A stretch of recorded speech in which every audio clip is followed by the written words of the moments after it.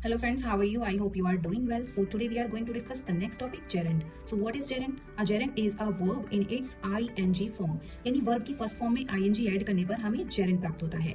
That functions as a noun in a sentence, जो noun की तरह ही sentence में function करता है. Even though it looks like a verb, ये एक verb की तरह भी दिख सकता है. It behaves like a noun, एक noun की तरह behave कर सकता है and can act as a subject, object और complement in a sentence. तो ये different तरीके से sentence में काम करता है कौन? gerund. जैसे as a subject हम देखेंगे, एज एन ऑब्जेक्ट हम देखेंगे, एज अ कॉम्प्लीमेंट हम देखेंगे. तो इनकी पहचान कैसे होती है? एज अ सब्जेक्ट हम बात करें तो swimming is good for health. तो यहाँ पे ये एज अ सब्जेक्ट आया है, आप पहचान लोगे क्योंकि वर्ब की फर्स्ट फॉर्म है, उसमें आईएनजी लगी हुई है और एज अ सब्जेक्ट आया है. इसके बाद में इज आ रहा है यानी कि हेल्पिंग और बाकी का फिर ये प्रेडिकेट.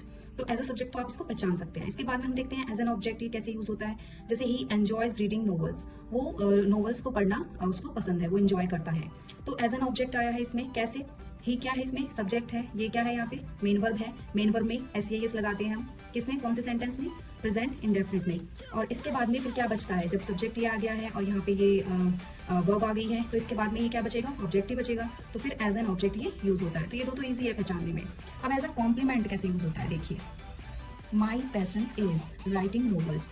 तो इसमें एज अ कॉम्प्लीमेंट ये यूज हो रहा है. आप पहचानोगे कैसे? जैसे यहाँ पे स्विमिंग था, शुरू में था, एज अ सब्जेक्ट आप पहचान लिया. यहाँ पे एज एन ऑब्जेक्ट था, आपने पहचान लिया. बाकी का इस तरीके के सेंटेंस में ऐसे यूज होगा. जैसे माई पैशन इज, वो बताएगा क्या है आपका पैशन. माई ड्रीम इज, वो बताएगा क्या है मेरा ड्रीम.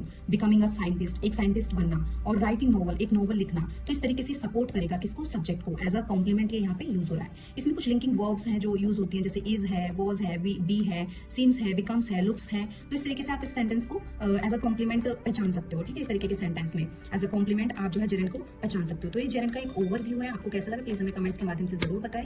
और बाकी की वीडियोस जो है ग्रामर की वो मैंने अपलोड कर रखी है अपने चैनल पे. आप मेरे चैनल पे जाके देख सकते हैं. Please like and subscribe my channel.